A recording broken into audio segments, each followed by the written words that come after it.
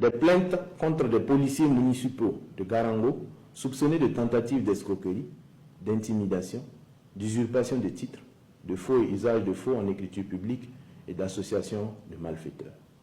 Des faits de corruption et infractions assimilées, de faux et usage de faux, de surfacturation des quittances du trésor public au service départemental de l'eau de Koubri. Des cas de corruption et de mauvaises pratiques restés sans suite en justice, en l'espèce, on peut citer une plainte pour un cas de détournement subtil et pernicieux de biens publics, notamment un terrain appartenant à une collectivité, déposé en justice depuis 2021 contre un avocat dont le traitement discriminatoire fait par la justice laisse soupçonner un grave dysfonctionnement. Des cas de corruption et infractions assimilées à l'encontre des services décentralisés du Trésor, des dirigeants de Copec Galore, de l'administrateur provisoire du cabinet Excellence Afrique,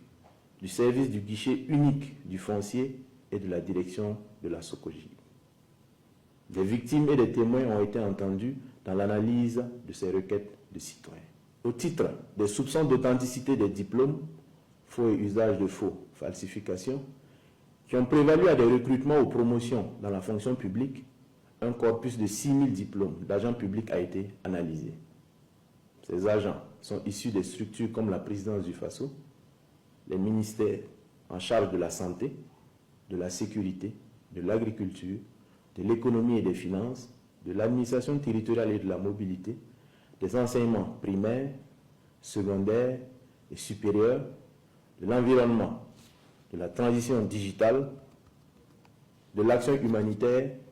de la justice et d'autres institutions publiques indépendantes. Le traitement achevé de ces dossiers a permis d'identifier des agents indélicats. Des agents dont les diplômes se sont révélés non authentiques ont été récemment révoqués et devront faire face à la justice. Cette vaste opération se poursuit et va s'intensifier. Toutefois, une atténuation des sanctions pourrait être appliquée à toute personne se trouvant dans l'une de ces situations et qui se dénoncerait aux services compétents dans les meilleurs délais.